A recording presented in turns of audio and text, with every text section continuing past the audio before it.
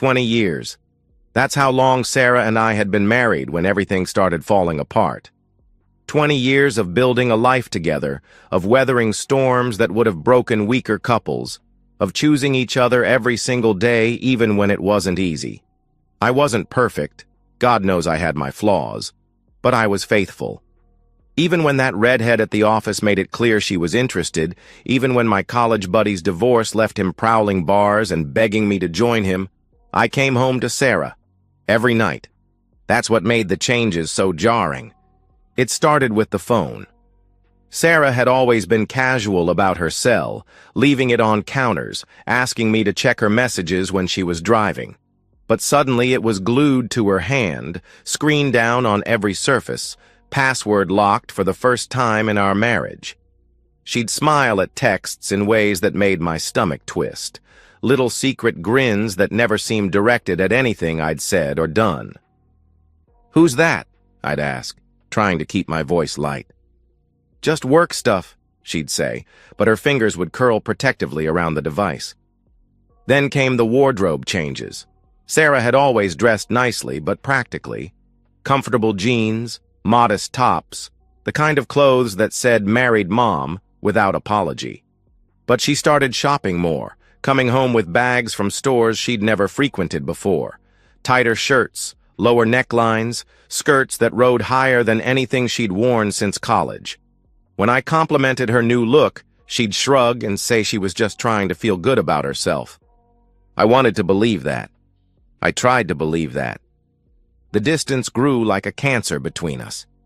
Conversations that once flowed naturally became stilted, punctuated by her checking her phone.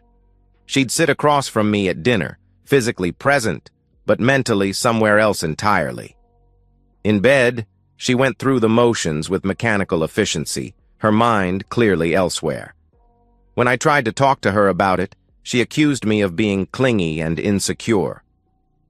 "You're being paranoid, Michael," she'd say, that edge creeping into her voice that I'd rarely heard before. "Can't a woman make some changes without her husband turning into a detective?" But I wasn't being paranoid. The evidence was everywhere once I started looking for it. She'd developed new interests, a sudden passion for hiking that required her to be gone every Saturday morning. She'd joined a book club that met Wednesday evenings and somehow never had much to say about what they'd read. Her explanations were too detailed, too rehearsed, like she'd practiced them. The criticism started around the same time. Everything I did was wrong, or at least not quite right. The way I loaded the dishwasher, how I handled conversations with the kids, my choice of restaurants, movies, even the way I breathed when I slept. Nothing was ever said directly, just little cuts that accumulated like paper cuts until I felt raw and bleeding. I began to recognize the signs of what my grandfather used to call a quiet disease, the kind of suspicion that eats at you from the inside, making you question everything you thought you knew. I'd catch myself analyzing every word she said, looking for lies in her expressions, feeling like a stranger in my own home. The security cameras were my decision, born from desperation and a need for truth. We'd had a few break-ins in the neighborhood recently, which gave me the perfect cover story. I told Sarah I thought we should look into a security system, and she agreed it was a good idea. I jumped on it with the enthusiasm of a drowning man grabbing a life preserver. If she was innocent, the cameras would prove it, and I could stop feeling crazy. If she wasn't, well, at least I'd know. I had them installed professionally, 4 cameras covering the main living areas, the front and back entrances, motion-activated and connected to an app on my phone. The technician explained how everything worked, how the footage was stored in the cloud, how I could access it from anywhere. Sarah seemed pleased with the security they provided, never suspecting they were really there to monitor her. She had no idea they would become the instruments of her downfall. The night I made that decision to install those cameras, I lay awake staring at the ceiling while Sarah slept peacefully beside me. I'd spent 20 years building a life with this woman, and now I was preparing to spy on her. The weight of that felt crushing, but the alternative, living in this limbo of doubt, was worse. I didn't want to be right about my suspicions. I wanted Sarah to prove me wrong, to show me I was just a paranoid husband going through a midlife crisis. I wanted our marriage to survive this rough patch and emerge stronger. But as I listened to her steady breathing in the dark, part of me already knew I was preparing for war. The divorce papers hit our kitchen table like a slap in the face, the manila folder sliding across the wooden surface with a sound that seemed impossibly loud in the sudden silence. Sarah had walked through our front door at 8:47 p.m. I remember the exact time because I'd been watching the clock, wondering where she'd been for the past 3 hours after her book club supposedly ended. She didn't even bother with pretense. No hello, no how was your day, no explanation for why she was late, just that folder tossed onto the table like it was the electric bill. "I'm done," she said, her voice flat and businesslike. "I've found someone who makes me feel alive again." The words hit me like a physical blow. 20 years of marriage, reduced to a simple declaration that she'd found someone better. I stared at the folder, my name typed neatly on the tab. Thompson, Michael, divorce proceedings. "Sarah, what?" I started, but she cut me off with a wave of her hand. "Don't make this harder than it needs to be. We both know this marriage has been dead for years. I'm just making it official." She stood there in our kitchen, wearing a new dress I'd never seen before, looking at me like I was a stranger she couldn't wait to get away from. The pain started as a tight feeling in my chest, like someone was squeezing my heart with a fist. I thought it was just shock, just the emotional impact of hearing my wife tell me she wanted out. But it kept getting worse, spreading down my left arm like liquid fire. "Someone?" I managed to gasp. "Who?" "Does it matter?" She glanced at her phone, always that damn phone, and her expression showed impatience, not remorse. "Look, I need you to sign these tonight. My lawyer says if we can get this filed by tomorrow, we can have the whole thing wrapped up in 60 days. The crushing sensation in my chest was getting worse. I tried to stand, but my legs felt weak. The room seemed to tilt sideways, and I had to grip the edge of the table to stay upright. "Sarah," I wheezed, struggling to form words around the growing panic. "Something's wrong. I think I'm having a heart attack." She looked at me with the kind of exasperation you'd show a child having a tantrum. "Oh, please. Don't be so dramatic, Michael. Just sign the papers." The pain was radiating down my arm now, and my vision started to blur at the edges. This wasn't emotional distress. This was real, physical, life-threatening. I'd watched my father die of a heart attack when I was 15. I knew what this was. "Call 911, I gasped, clutching my chest as I sank into a chair. "Please, Sarah, call 911. "You're being ridiculous," she snapped, but I saw something flicker in her eyes. Fear, or just annoyance that I was inconveniencing her. "This is just stress. Sign the papers and you'll feel better." I couldn't breathe properly. Each breath felt like trying to suck air through a straw, and the pain was spreading across my chest like someone was driving nails into my sternum. With shaking hands, I reached for my phone, but my coordination was shot. It clattered to the floor. "Help me," I whispered. Sarah stared at me for a long moment, and in that instant, I saw who she really was. Not the woman I'd married, not the mother of my children, but someone who could watch her husband of 20 years collapse in agony and feel nothing but irritation that it was interfering with her plans. "I can't deal with this drama tonight," she said, grabbing her purse from the counter. "I have somewhere I need to be. Sign the papers, Michael. Don't make this harder than it has to be." And then she left. Actually walked out of our house while I was dying on our kitchen floor. I managed to crawl to where my phone had fallen, my chest feeling like it was caving in, black spots dancing at the edges of my vision. With fumbling fingers, I dialed 911, gasping out our address to the dispatcher before the phone slipped from my hand. The next thing I remember was being lifted onto a stretcher, an oxygen mask over my face, and a paramedic saying something about massive cardiac event and lucky to be alive. As they wheeled me toward the ambulance, I saw our front door standing open, exactly as Sarah had left it when she walked out on me. In the hospital, after they'd stabilized me and run their tests, Dr. Martinez explained that I'd suffered a significant heart attack brought on by extreme emotional stress. "Another 5 minutes," he said quietly, "and we might not have been able to save you." I lay in that hospital bed, staring at the ceiling tiles and trying to process what had happened. My wife of 20 years had served me divorce papers, confessed to finding someone else, and then literally left me to die when I needed her most. The monitors beeped steadily around me, proof that I was alive despite her abandonment.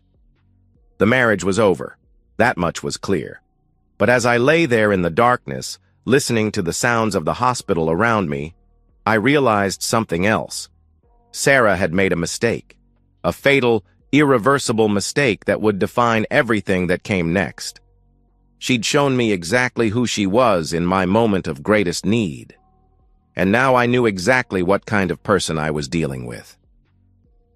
My son David arrived at the hospital first, still wearing his work uniform from the construction site, paint splattered on his jeans and concern etched deep in his face.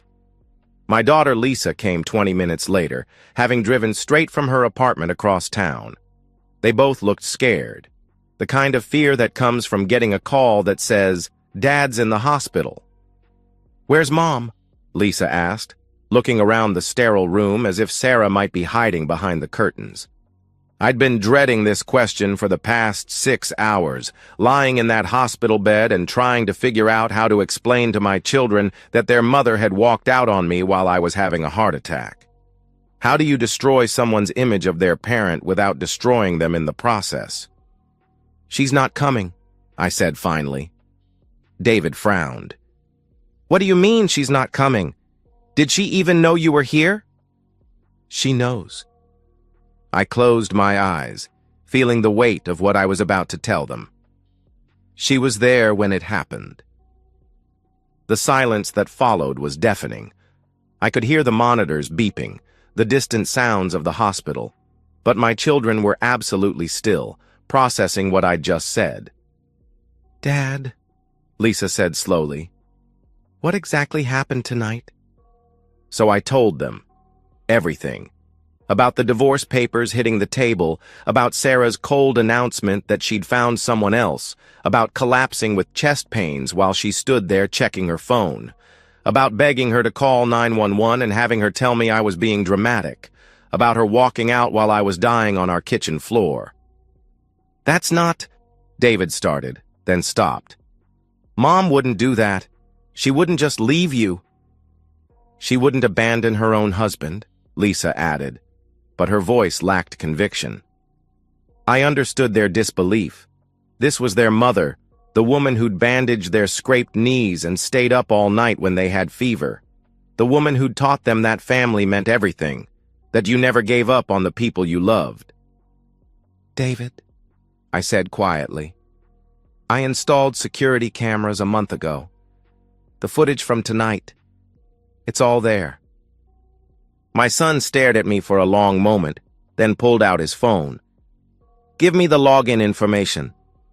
I watched him access the app, watched his face change as he scrolled through the timeline to 8:47 p.m.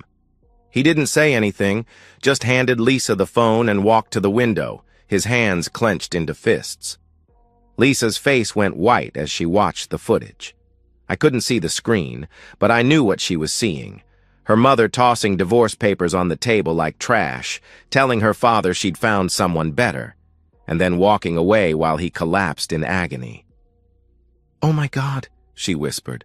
"Oh my God, Dad, she really—" The door opened, and Sarah walked in carrying a bouquet of flowers and wearing an expression of practiced concern. She must have learned I was in the hospital from someone. Probably called our house and gotten the message from whoever had found the front door standing open. "Michael, sweetheart," she said, rushing to my bedside with a performance worthy of an Oscar. "I came as soon as I heard. Are you okay?" "What happened?" The transformation was stunning. Gone was the cold, impatient woman who'd served me divorce papers. In her place stood the devoted wife, all tears and worry and gentle touches. "You know exactly what happened," David said from the window, his voice deadly quiet. Sarah turned to him with that same concerned expression. "David, honey, I don't understand." "We watched the footage, Mom." Lisa held up the phone, the screen still showing the damning evidence. "We saw everything." For just a moment, Sarah's mask slipped. I saw panic flicker across her face before she recovered, but it was too late. My children had seen it too. "That's not," she started, then seemed to realize how trapped she was. "You don't understand. It's complicated." "Complicated?" David stepped away from the window, and I could see the barely controlled rage in his posture. "You left him to die, Mom. You walked out while he was having a heart attack. I didn't know he was really—" "Bull—" Lisa snapped, a word I'd rarely heard her use. "We watched it. We heard what you said. Don't be so dramatic. I have somewhere I need to be. You knew he was dying and you left anyway." Sarah looked between her children, seeing their unified front, their absolute disgust with her actions. The flowers in her hands suddenly looked ridiculous, a pathetic prop in a play no one was buying. "You left him to die," David repeated, his voice getting louder. "And for what? Some guy who's 10 years younger and doesn't even want you now?" "How do you—" Sarah started, then caught herself. "Oh, we know about him," Lisa said coldly. "We know about the hiking. We know about the book club. We know about all of it, Mom. The question is, was it worth it? Was your little midlife crisis worth destroying our family?" Sarah's composure finally cracked completely. "You don't understand what it's like," she said, tears starting to flow. 20 years of the same routine, the same conversations, the same everything. I felt like I was dying inside. And then I met someone who made me feel alive again, who made me remember what it was like to be wanted." "So you decided to kill Dad instead," David said flatly. The words hung in the air like a death sentence, because that's exactly what she'd tried to do, even if she hadn't admitted it to herself. She'd been willing to let me die rather than miss a night with her lover. "I want you out," I said quietly from the hospital bed. "I want you out of our house, out of our lives, and I never want to see you again." "Michael, please, get out," Lisa said, standing up, "before I call security and have you thrown out." Sarah looked at her children one more time, seeing nothing but disgust and disappointment in their faces. The family she'd destroyed for a few months of excitement was gone forever, and she was finally beginning to understand what she'd traded away. She dropped the flowers in the trash can on her way out, not even bothering with any more apologies or explanations. The door closed behind her with a soft click. David came over and put his hand on my shoulder. "We're with you, Dad. Whatever you need." Lisa nodded, tears in her eyes. "She's not our mother anymore. Not after this." As I looked at my children, my loyal, loving children who'd chosen their dying father over their selfish mother, I felt something I hadn't experienced in months. Hope. Sarah had made her choice when she walked out that door. Now we were making ours. The divorce proceedings were a massacre.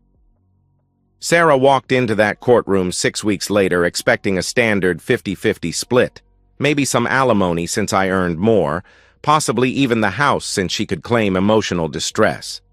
What she got instead was a front-row seat to the complete destruction of her legal position. My lawyer, Janet Morrison, was a sharp-eyed woman in her 50s who specialized in high-conflict divorces.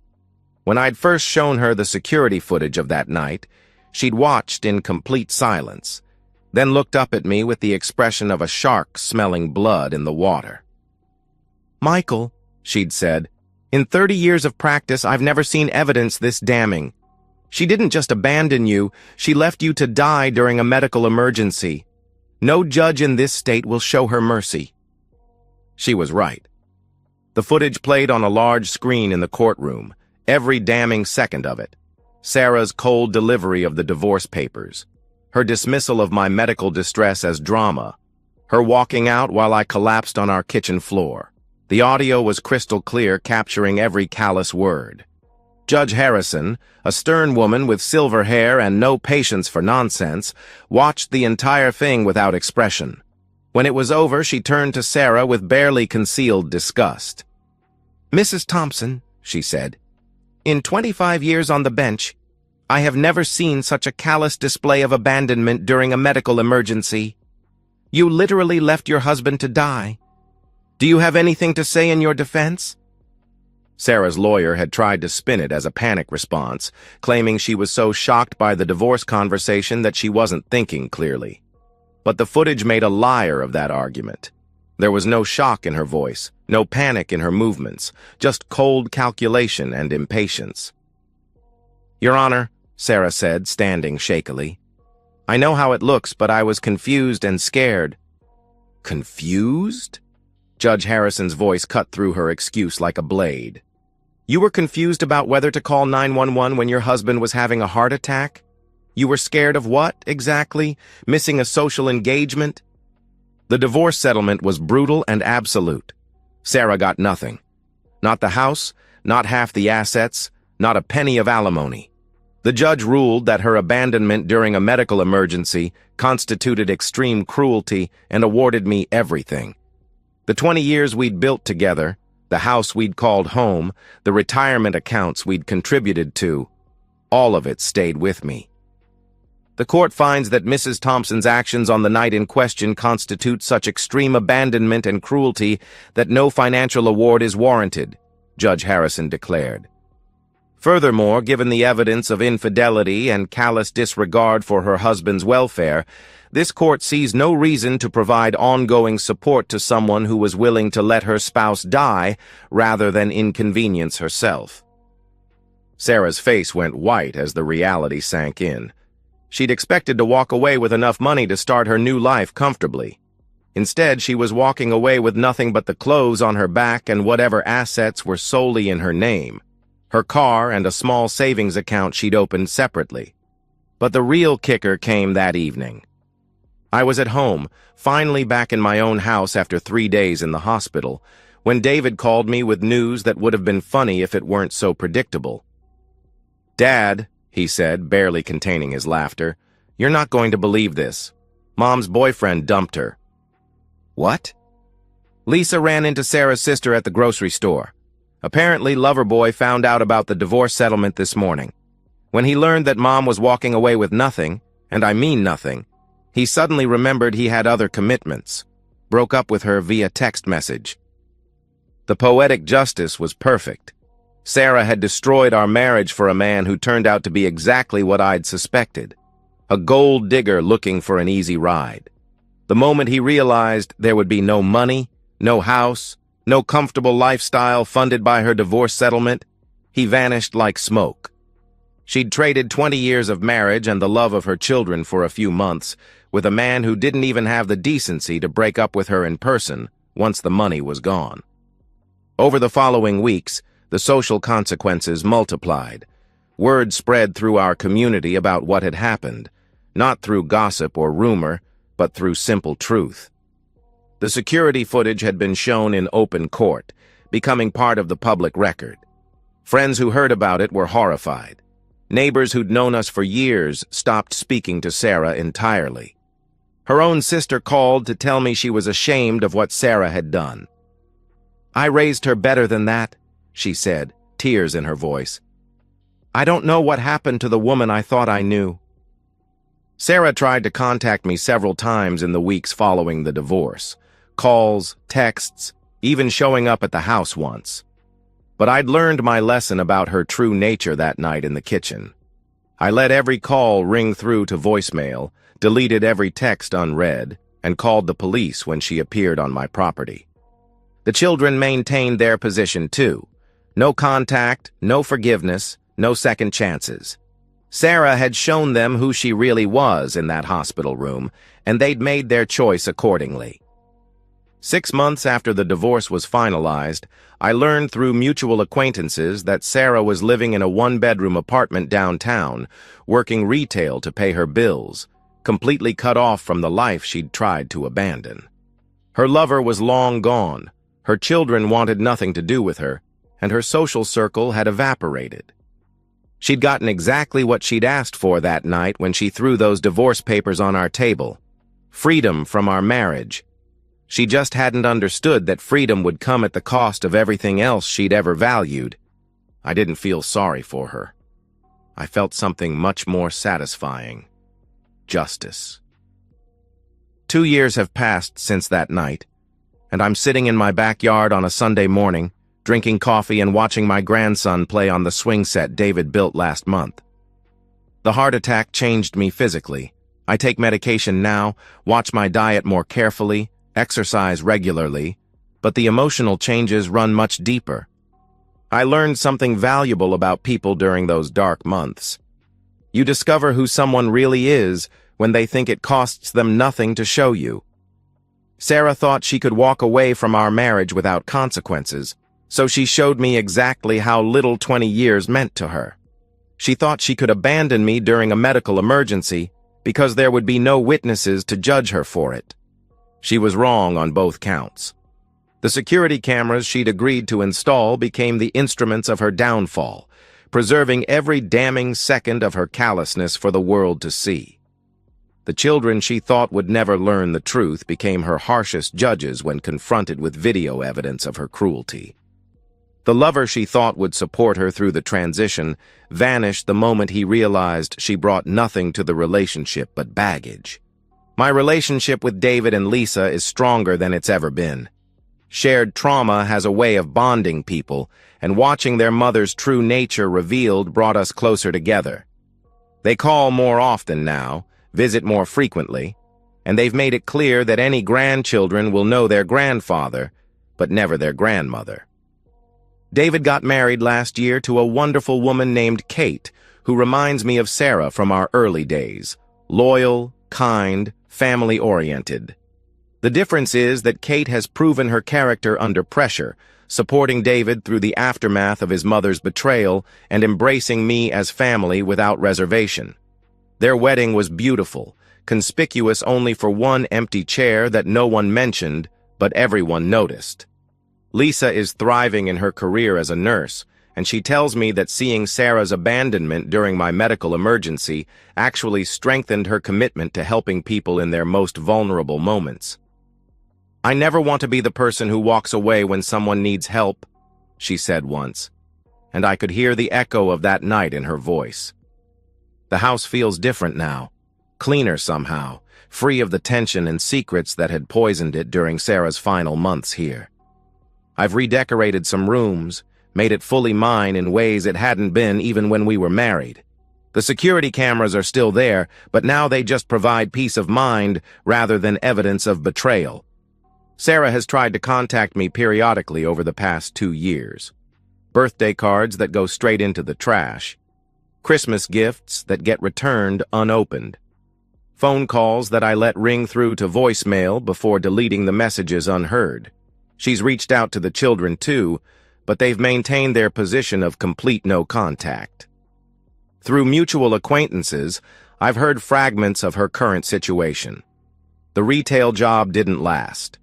She's had a series of short-term relationships with men who lose interest quickly. She's gained weight, lost friends, and according to her sister, spends most evenings alone in that small apartment, probably wondering how her life went so wrong so fast. The answer, of course, is simple. She made choices. She chose another man over her husband. She chose convenience over compassion.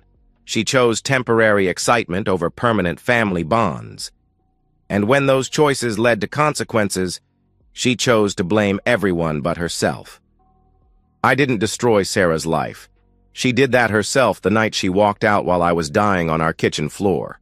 I simply refused to protect her from the natural consequences of her actions and allowed the truth to speak for itself.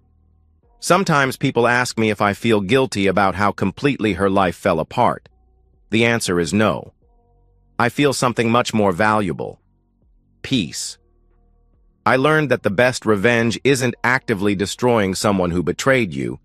It's surviving their attempt to destroy you and building something better from the ashes they left behind.